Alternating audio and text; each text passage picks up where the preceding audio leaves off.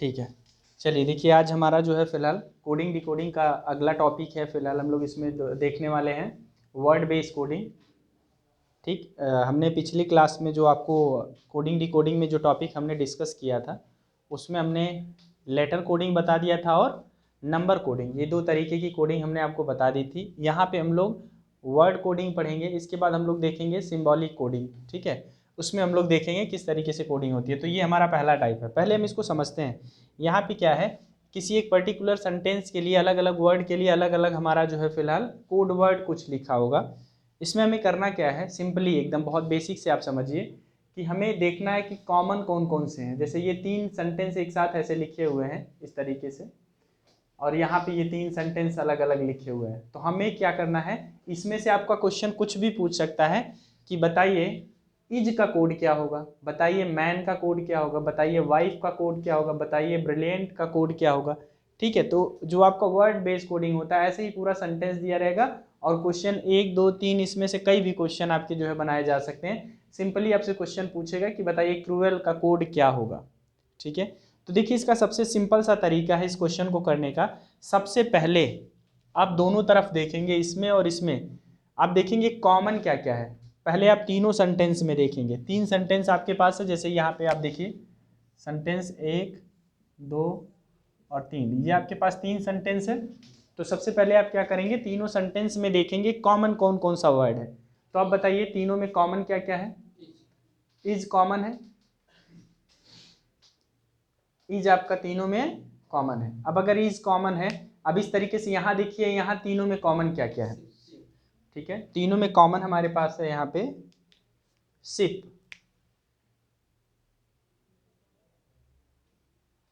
अब यहाँ पे चेक करना है क्या कोई ऐसा और कोई वर्ड है क्या जो तीनों में कॉमन है इधर उधर। ऐसे आप तुरंत नहीं बता देंगे कि इज का सिप होगा।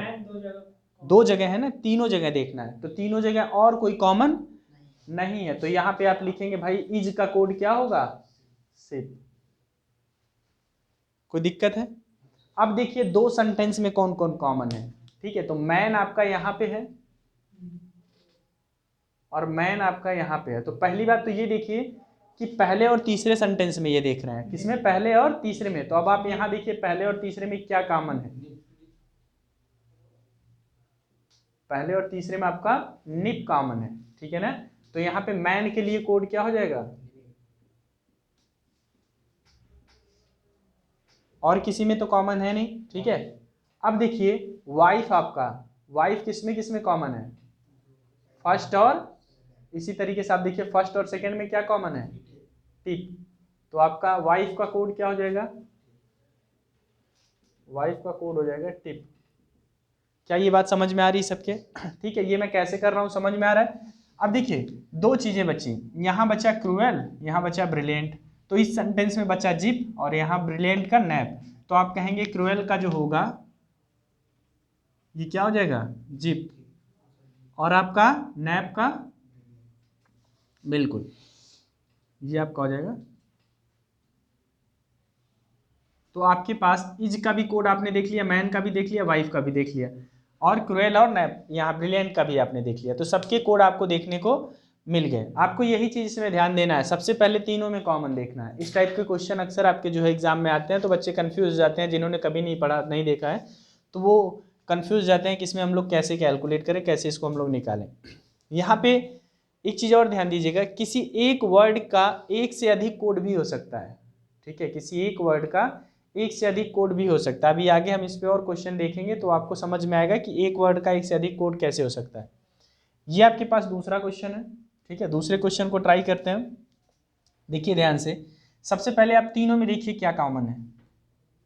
तीनों में क्या कॉमन है, कुछ भी कॉमन नहीं है। अब किसी आप दो में देखिए, पहले और दूसरे में देखिए क्या है, पहले और दूसरे में रियल कॉमन है। ठीक है, तो अब देखिए पहले और दूसरे में क्या क्या कॉमन है, और कुछ कॉमन है क्या इधर से।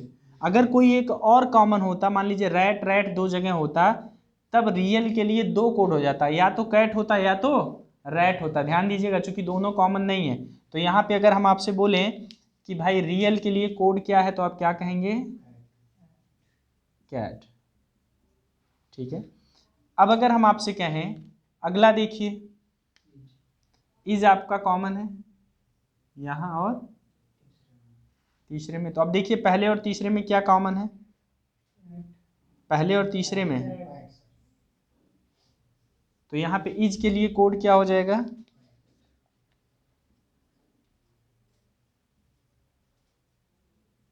सिमिलरली अब देखिए यहाँ ऊपर में दोनों में कुछ भी कॉमन नहीं है, मैन का आप सीधे लिख सकते हैं, मैन का क्या हो गया, इधर सिर्फ मैन बचा, इधर सिर्फ सेट, ठीक है। अब देखिए यहाँ मे प्योर है, तो इसमें और कुछ है क्या, नहीं है, तो मे प्योर है। अब यहाँ पे मे के लिए क्या होगा, प्योर के लिए क्या होगा, तो ध्यान दीजिएगा, मे के लिए ये भी हो सकता है, ये भी हो सकता है, प्योर के लिए ये भी हो सकता है, ये भी हो सकता है, आप डिफाइन नहीं कर सकते एग्जैक्टली, बात समझ रहे हैं ना, दोनों में से कोई भी हो सकता है। इसी तरीके से यहाँ पे ही और यहाँ पे जीनियस के लिए आपका ये भी हो सकता है और ये भी हो सकता है, बात क्लियर है, एग्जैक्टली आप कोई भी यहाँ पे कंफर्म डेटा नहीं दे सकते, तो ये चीज़ आप ध्यान दीजिएगा। हाँ हाँ, दोनों ऑप्शन आप यहाँ लिखेंगे, ठीक। अक्सर आपका जो है क्वेश्चन में इसमें से कोई एक ही देगा, मैंने आपको सब बता दिया, जैसे ये क्वेश्चन जो था इसमें अगर सिर्फ रियल का आपसे पूछा गया तो आपने कैट बता दिया, इसका पूछा गया आपने पैट बता दिया, ठीक। किसका, मे, मैंने बोला तो मे का ये भी हो सकता है, ये भी हो सकता है, आप ऐसे नहीं बता सकते नॉर्मली, क्योंकि कॉमन कुछ आपको दिख ही नहीं रहा है, मे के लिए ये भी हो सकता है, ये भी हो सकता है, बात समझ रहे हैं ना, दोनों में से कोई भी हो सकता है, तो ये चीज़ आप यहाँ पे ध्यान देंगे। क्या वर्ड बेस्ड कोडिंग में कोई दिक्कत है किसी को, वर्ड कोडिंग में सेकेंड वाले में, कहाँ, प्योर के लिए, प्योर के लिए भी ये दोनों में से कोई हो सकता है। देखिए मान लीजिए मे के लिए अगर बैट हो गया तो प्योर के लिए क्या हो जाएगा, रट, ठीक है ना, तो ये दोनों में से कोई भी एक इसके लिए होगा या किसके लिए होगा, लेकिन कौन सा होगा ये हम अभी इस क्वेश्चन के माध्यम से डिटरमाइन नहीं कर सकते, इस क्वेश्चन के माध्यम से हम बता नहीं सकते हैं, तो इसलिए हम अगर कहीं मे का लिखना होगा तो हम ये और ऑब्लिक ये भी लिखेंगे, और प्योर के लिए लिखना होगा तो ये और ऑब्लिक ये लिखेंगे। अब किसी एक का अगर डिफाइन हो जाए, मान लीजिए मे का डिफाइन हो गया तो दूसरे का ऑटोमेटिक क्लियर हो जाएगा, बात क्लियर है ना। हाँ, तो ये चीज़ आप इस पे ध्यान देंगे, कोई दिक्कत इसमें, दोनों क्वेश्चन समझ में आया, ठीक है। अगले क्वेश्चन पे आते हैं, इसी से रिलेटेड और क्वेश्चन देखते हैं, एक क्वेश्चन और लेते हैं बच्चों,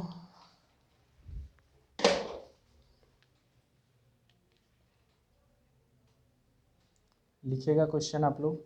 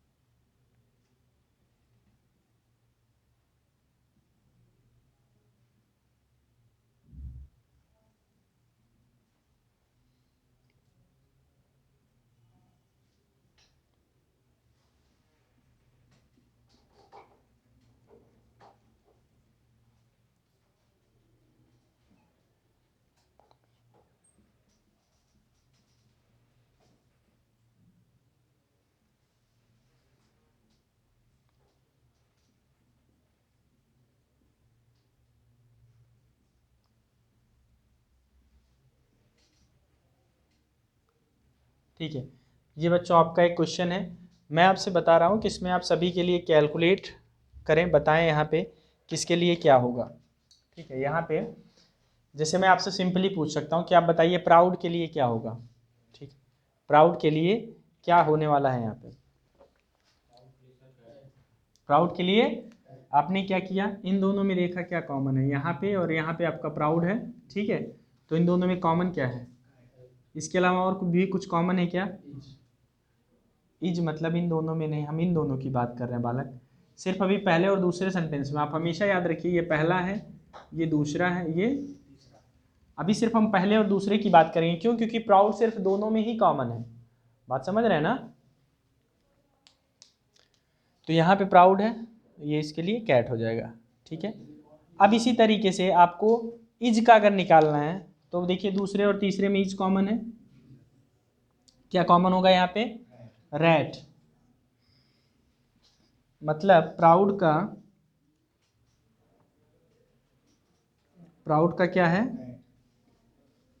तो आपका इज का क्या होगा, रेड, ठीक है। इसी तरीके से आप क्या है, इसका हो या इसका हो और बाकी इनमें से कोई भी हो तो आप उसका निकाल सकते हैं, ठीक। मोस्टली जो है आपका जब भी क्वेश्चन आपका दिया जाएगा तो क्वेश्चन में इस बात का बिल्कुल विशेषकर ध्यान दिया जाएगा कि कॉमन अनकॉमन है या नहीं है, उसी हिसाब से आपका ऑप्शन दिया जाएगा। अब जैसे आई और एम का यहाँ दो ऑप्शंस हैं, दोनों में से कोई भी हो सकता है, तो ये कभी कंफ्यूज मत होइएगा कि जो है हमारा आई का ये लिख दें या ये लिख दें, ऑब्लिक में करके लिखेंगे, ठीक है ना, ये या तो वो। बात क्लियर है सबको? इसके क्वेश्चन लग जाएंगे अभी सबके, ठीक है। हम लोग जो है फिलहाल नेक्स्ट टाइप भी इसका देख लेते हैं, अगले टाइप में क्या होता है वो भी हम लोग देख लेते हैं, फिर हम लोग और क्वेश्चन हम लोग डिस्कस करेंगे इस पे। चलिए इसका हम लोग अगला टाइप देखेंगे। अगले टाइप में देखिए, अगले टाइप में क्या होगा, सिंबल कोडिंग में क्या होता है, उसमें आपका सिंबल के रूप में कोई ज़रूरी नहीं है, किसी एक पर्टिकुलर लेटर को कोई भी आप सिंबल दे देंगे, ठीक है, किसी भी एक पर्टिकुलर लेटर को कोई भी आप सिंबल दे देंगे, ठीक। और उस सिंबल के आधार पर आप कोई उस लेटर का प्रयोग करके कोई वर्ड बनाएंगे और कहेंगे इस वर्ड का आप कोड हमें बताइए। जैसे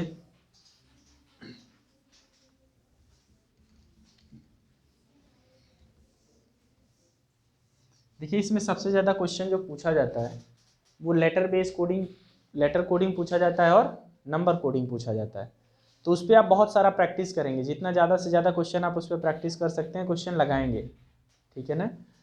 बाकी हम आपको सारा टाइप इसका डिस्कस करा रहे हैं ताकि आपको जो है कन्फ्यूजन ना रहे कभी भी किसी भी टॉपिक में। तो अगर हमें अगला टाइप देखना हो जो हमारा सिंबल कोडिंग है,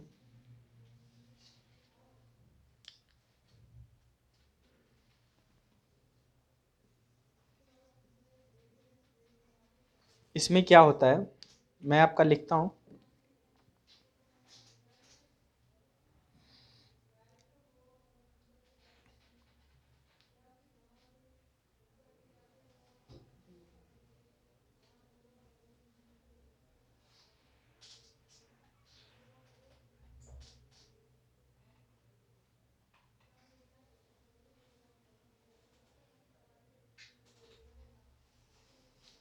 मैं अक्षर लिख रहा हूँ और उनके लिए संकेत लिख रहा हूँ, ठीक है। हमारे पास क्या होगा, अक्षर हमने लिखा यहाँ पे और उनके लिए हमने क्या लिखा, संकेत,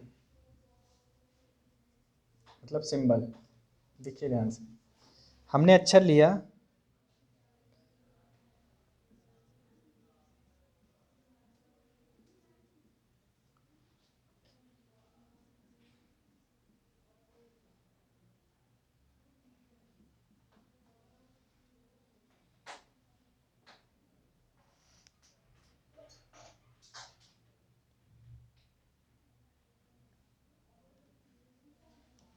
DRWHIUTF,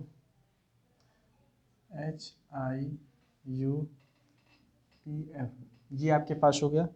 इनका कोड दे रखा है 4, यहाँ पे है $1 2 3 हैज़ 5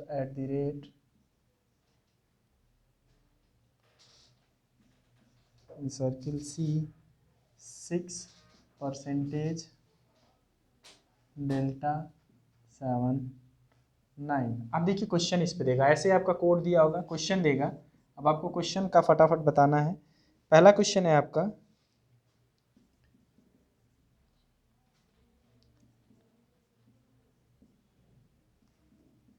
इसका आप कोड बताइए, ठीक है ना। दूसरा क्वेश्चन होगा आपका,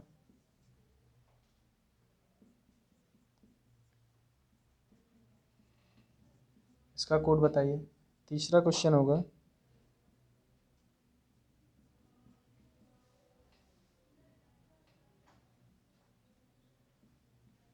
इसका चौथा क्वेश्चन आपका होगा,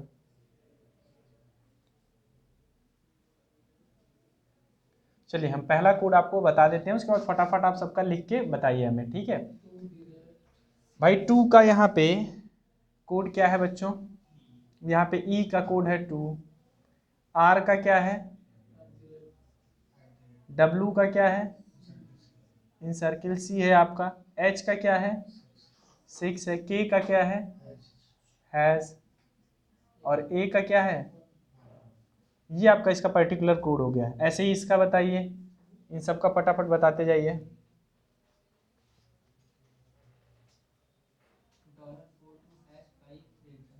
हाँ, मैं और क्वेश्चन एक लिख रहा हूँ।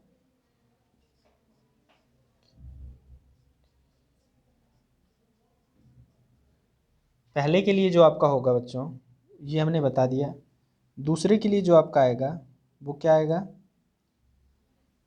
डेल्टा 4, यही तो आ रहा है। एम का क्या है, एम का डॉलर है ना, सॉरी एम का डॉलर है, $4 टू हैज़ 5 डेल्टा, ठीक है। तीसरे का बताइए भाई।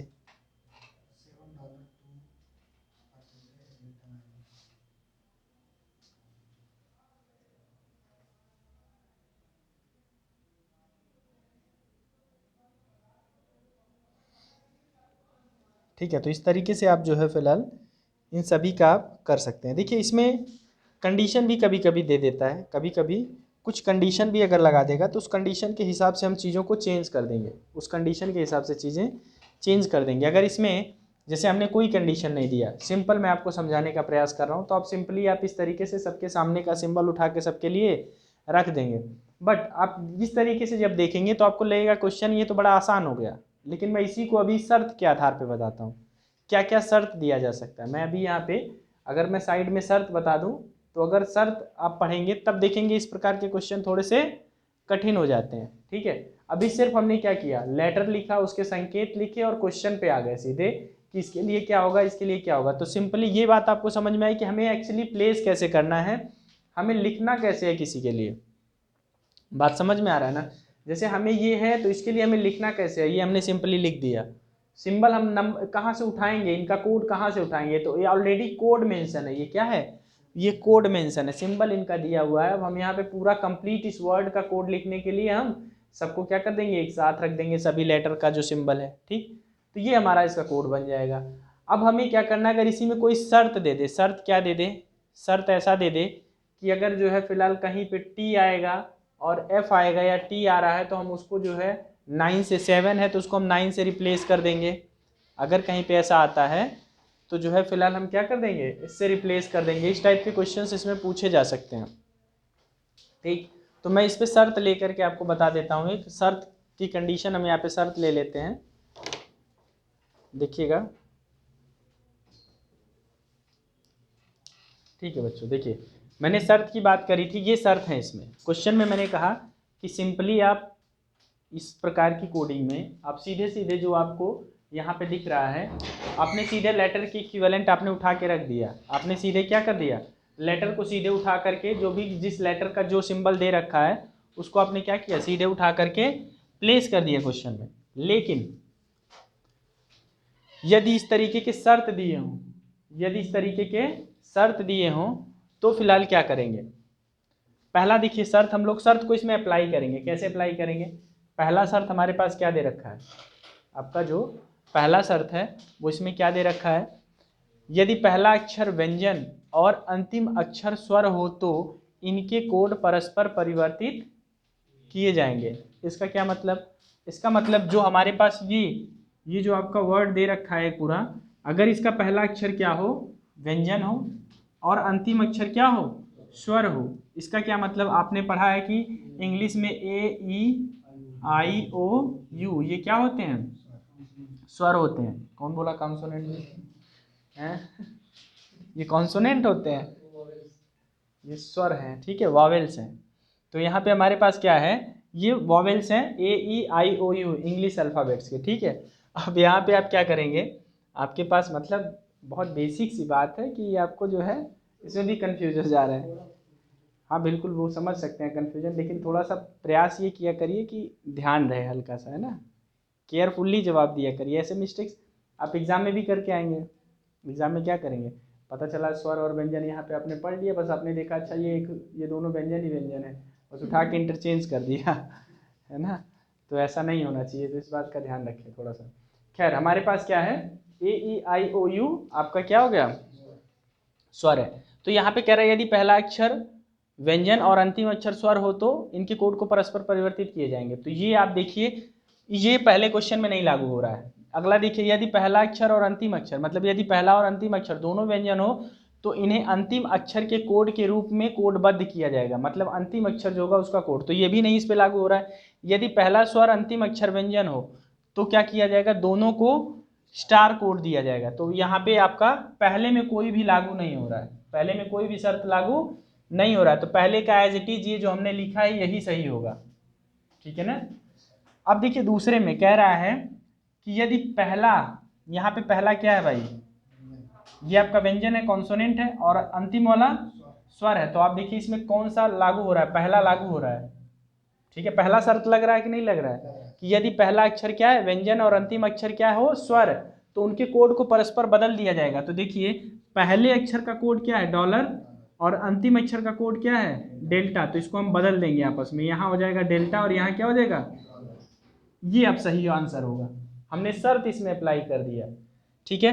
अब देखिए इसको मैं पहले इसका नॉर्मली लिखता हूँ, नॉर्मली पहले इसका लिखते हैं फिर शर्त अप्लाई करते हैं। तो टी का क्या है भाई 7, एम का क्या है डॉलर है, ई का 2, आई का परसेंटेज हो गया आपका, यू का क्या हो जाएगा डेल्टा, और एफ का 9। अब क्वेश्चन में कह रहा है कि यहाँ पे पहली बात तो ये देखिए, यहाँ पे ये दोनों क्या है व्यंजन है। यदि पहला और अंतिम अक्षर दोनों व्यंजन हो तो इन्हें अंतिम अक्षर के कोड के रूप में कोडबद्ध किया जाएगा। अंतिम अक्षर क्या है, मतलब पहला और दूसरा, पहला और अंतिम दोनों क्या है व्यंजन है। तो पहला और अंतिम यदि दोनों व्यंजन है तो अंतिम अक्षर के कोड के रूप में कोडबद्ध किया जाएगा, पहले और अंतिम को दोनों को। तो अंतिम का तो हमने 9 लिखा, पहले का भी क्या हो जाएगा। बात क्लियर है, कोई कंफ्यूजन इसमें। देखिए अगला प्रश्न आपके पास है, इसका भी ऐसे सिंपली लिख लीजिए पहले 3, टी का आपका क्या हो जाएगा 7, ए का 1 हो गया, आर का @ हो गया। अब कह रहा है कि यदि पहला अक्षर व्यंजन और अंतिम अक्षर स्वर हो तो इनके कोड को क्या कर दिया जाएगा, परस्पर बदल दिया जाएगा। तो ये पहला क्या है व्यंजन और अंतिम, तो यहाँ पे हो जाएगा परसेंटेज 7 1 2 @ यहाँ 3 हो जाएगा। ये अब आपका ये राइट होगा, ये अगर इस शर्त को अप्लाई करेंगे तो ये आपका गलत हो गया। बात समझ में आया। और अगला देखिए, इसका अगर हम लिखना चाहें सिंपल वाला, अगर हम लिखना चाहें तो सिंपल क्या आएगा, डेल्टा हैज़ 7 डॉलर हो गया 6, ठीक है। अब कह रहा है कि यदि दोनों आपके क्या हो कॉन्सोनेंट हो, ऐसा कहीं है क्या, ये दोनों क्या है यू है ना, यहाँ पे ये आपका वॉवेल है, ठीक है। पहला स्वर हो और अंतिम अक्षर व्यंजन हो तो दोनों को क्या कर दिया जाएगा, स्टार कोड दे दिया जाएगा। तो दोनों को स्टार दे दीजिए, यहाँ इसको हटाइए स्टार दे दीजिए, इसको हटाइए, अब ये रियल कोड हो गया इसका आंसर। बात समझ में आया। तो कभी भी अगर आपको सिंबॉलिक कोडिंग में आपको अगर शर्त अप्लाई करना हो तो मुझे लगता है कोई दिक्कत नहीं होनी चाहिए, कंडीशन अप्लाई कर लेंगे। मैंने एक सिंपल सा क्वेश्चन लेके आपको सिर्फ समझाने का प्रयास किया है, इसमें इस तरीके की कंडीशन यहाँ पे दे रखा है। इसके लिए ये जरूरी नहीं है कि यही कंडीशन हर एक कोड में दे, मतलब हर एक क्वेश्चन में ऐसा ही कंडीशन हो, सभी क्वेश्चंस के लिए अलग अलग कंडीशन हो सकते हैं, ठीक है ना। तो आई होप आपको ये समझ में आ गया होगा, ठीक है ना। अब हम लोग 2-4 क्वेश्चन प्रैक्टिस करते हैं, इसको आप नोट डाउन कर लीजिए।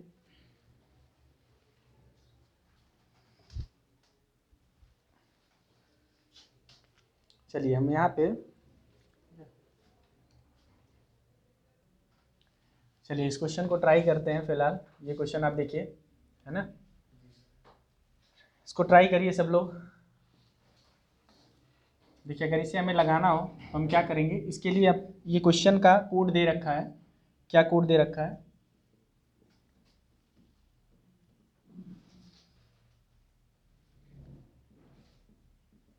ये इसका कोड दे रखा है, और पूछ किसका रहा है,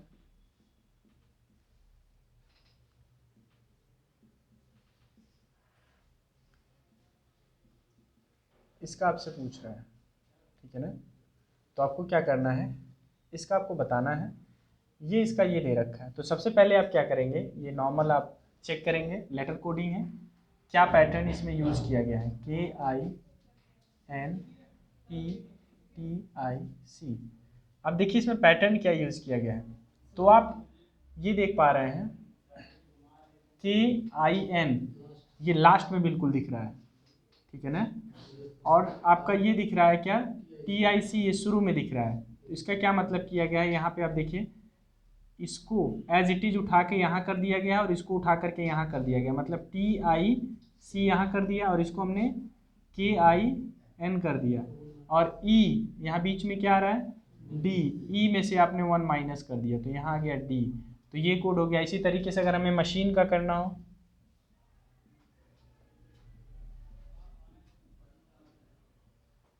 तो हम इन तीनों को उठा लाएं, इन तीनों को उठा ले जाएं और इसमें से -1 कर दें, तो INE, H में से -1 करेंगे तो, और MA,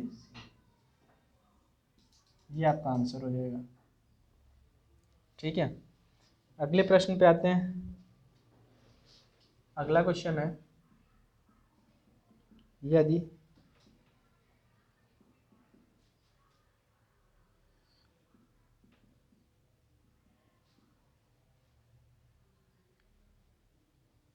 ठीक है, इसको हम लोग लिखते हैं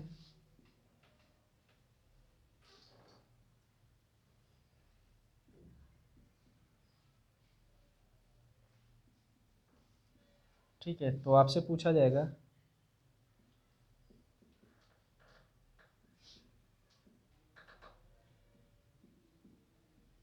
इसका बताइए।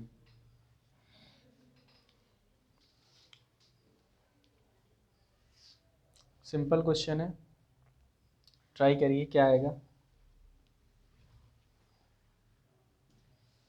अब देखिए ध्यान से, जब भी आप सबसे पहले आप ये मैच कराया करिए कि स्टार्टिंग और लास्ट वाले कहीं सिमिलर तो नहीं है, ठीक है।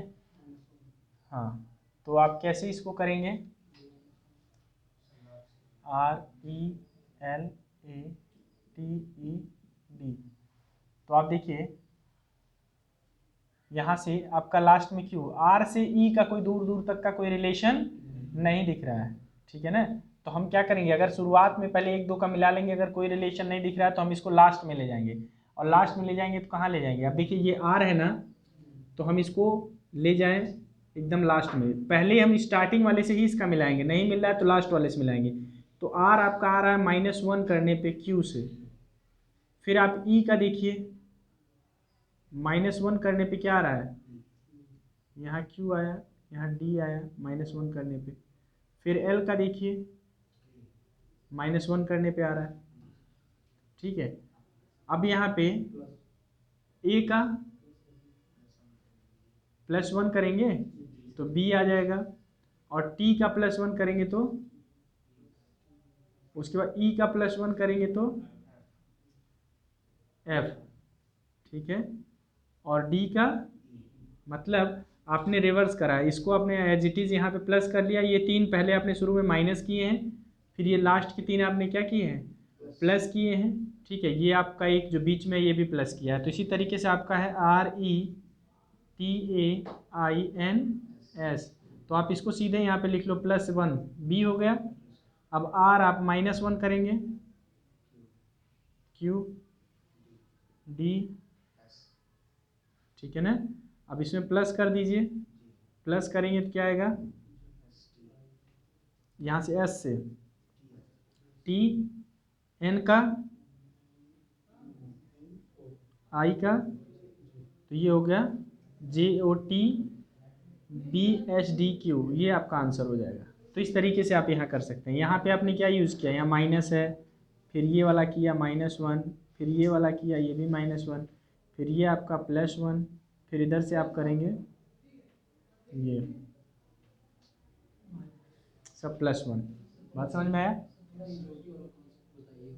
इजोटी वाले कॉन्सेप्ट में कुछ नहीं है, उसमें तो आपको जो है पिछले क्लासेस में जब हम लोगों ने डिस्कस किया था, तो इजोटी वाले में मैंने आपको सिर्फ ये बताया था कि वो लेटर की गैपिंग पर रखा गया है। मतलब क्या है कि आपका जो इजोटी है वो कुछ और नहीं है,